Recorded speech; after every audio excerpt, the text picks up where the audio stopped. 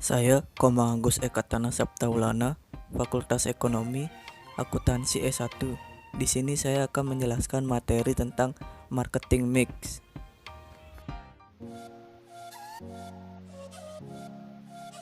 Apa itu marketing mix? Marketing mix adalah kumpulan variabel-variabel pemasaran yang digunakan untuk mencapai tujuan pemasaran pada pasar yang ditargetkan.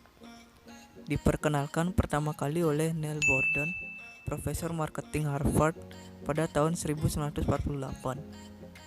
Untuk mencapai kesuksesan berbisnis, dibutuhkan kecakapan yang kompleks dalam proses pengelolaan bisnis tersebut.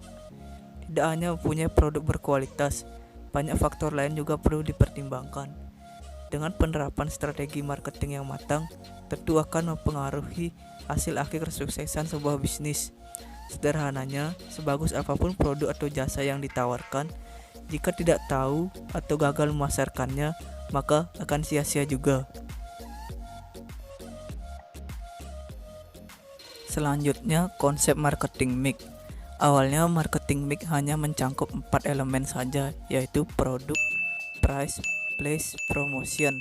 Namun dalam perkembangannya terdapat berbagai modifikasi elemen dari para ahli. Salah satunya perkembangannya konsep marketing mix yang paling banyak dikenal adalah marketing mix 7P, 3P plus 4P. Konsep ini diperkenalkan oleh Booms and Bittner yang berisi 4 elemen 4P ditambah 3 elemen baru yaitu physical evidence, people, dan proses. Berikut penjelasan masing-masing bagiannya. Produk adalah segala bentuk yang ditawarkan ke pasar untuk digunakan atau dikonsumsi sehingga bisa memenuhi kebutuhan dan keinginan. Kunci utama dari sebuah produk yakni barang atau jasa tersebut harus dapat memenuhi kebutuhan dan keinginan konsumen.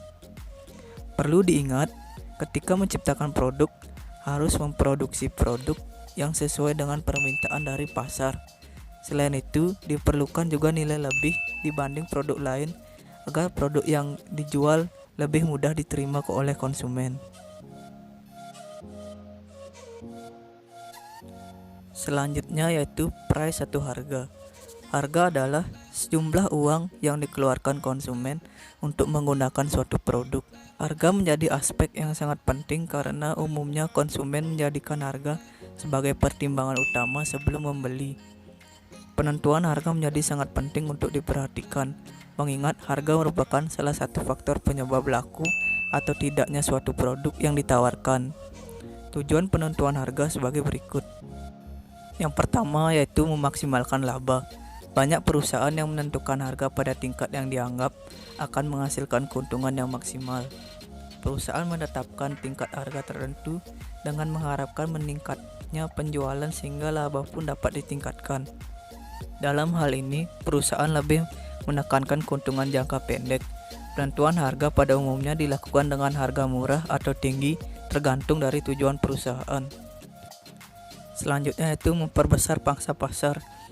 Perubahan yang mempunyai bagian pasar yang dominan akan menikmati biaya relatif rendah dan keuntungan jangka panjang yang tinggi. Setiap perusahaan berusaha keras untuk mendapatkan bagian pasar terbesar dengan cara menurunkan harga jual serendah mungkin. Penentuan harga yang murah ini diharapkan dapat meningkatkan jumlah pelanggan dan pelanggan lain dapat beralih ke produk yang ditawarkan oleh perusahaan. Selanjutnya yaitu mutu produk. Harga jual yang ditetapkan perusahaan mampu memberikan kesan bahwa produk yang ditawarkan memiliki kualitas yang tinggi dan lebih baik dari pesaing. Biasanya harga ditetapkan setinggi mungkin karena masih ada anggapan di antara konsumen bahwa produk yang berkualitas adalah produk yang harganya lebih tinggi. Terakhir yaitu karena pesaing. Dalam hal ini, harga jual ditentukan dengan melihat harga pesaing. Perusahaan menetapkan harga jual yang tidak lebih tinggi daripada harga pesaing. Tujuannya adalah untuk memperoleh jumlah konsumen yang lebih banyak. Selanjutnya, place atau tempat adalah lokasi fisik tempat berjalannya bisnis atau kanal distribusi untuk mencapai target pasar. Sebuah bisnis memerlukan lokasi penjualan yang ideal untuk bisa menjangkau target pasar dengan mudah. Bagi usaha konvensional, aspek ini memang sangat penting.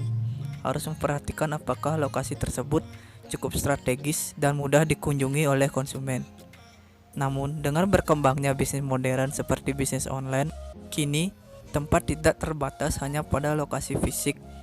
Perlu mempertimbangkan internet sebagai tempat berjualan. Tempat untuk menjual produk semakin beragam, dari media sosial, marketplace, hingga website toko online. Selanjutnya adalah promosi.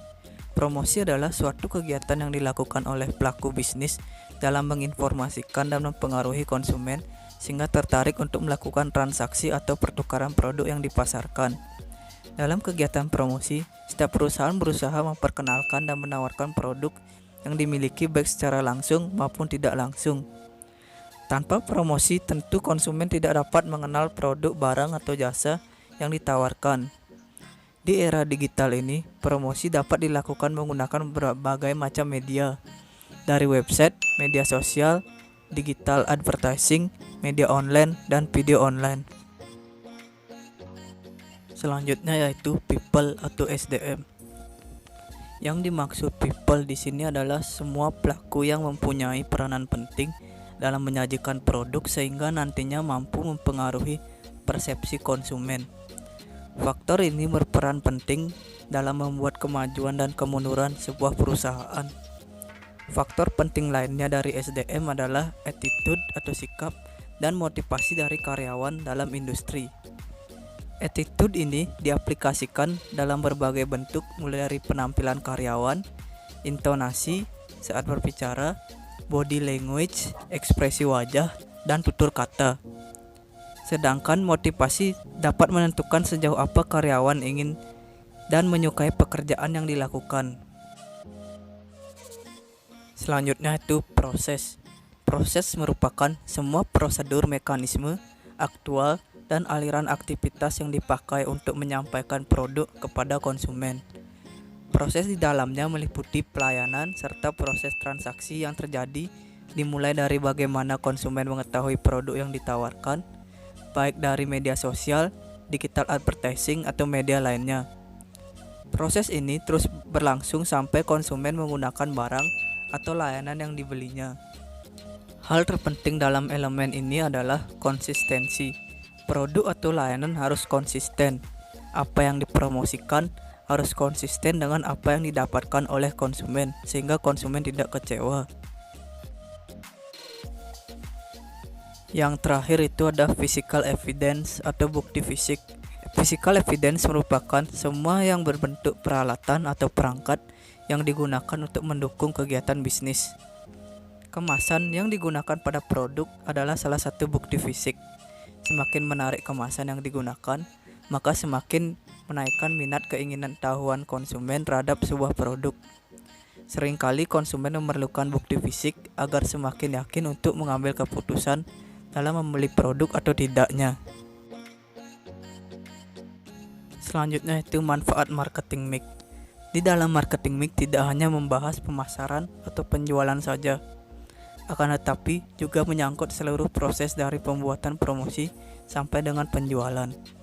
Di sini dijelaskan bagaimana cara mendesain produk agar bisa menarik pelanggan, bagaimana cara menentukan harga, letak atau posisi di mana produk akan dipasarkan, dan promosi apa yang dipilih agar konsumen menjadi tertarik, sehingga para pengusaha tersebut akan mendapatkan berbagai manfaat dari mempelajari marketing mix. Manfaat dari marketing mix yaitu yang pertama, dapat menentukan akan membuat produk apa. Yang kedua, dapat menentukan harga yang sesuai. Yang ketiga, bisa menganalisis di mana akan menempatkan atau menjual produk. Yang keempat, memilih segmen mana yang cocok dengan produknya. Yang kelima, itu memilih media promosi yang sesuai. Dan yang keenam, meningkatkan kreativitas dalam berinovasi. Dan yang terakhir yaitu menghadapi persaingan. Dari berbagai manfaat itu bisa disimpulkan bahwa peran dari marketing mix di dalam dunia usaha sangatlah vital, sehingga seorang pengusaha harus benar-benar bisa menerapkannya di dalam menghadapi dunia kewirausahaan yang semakin berkembang.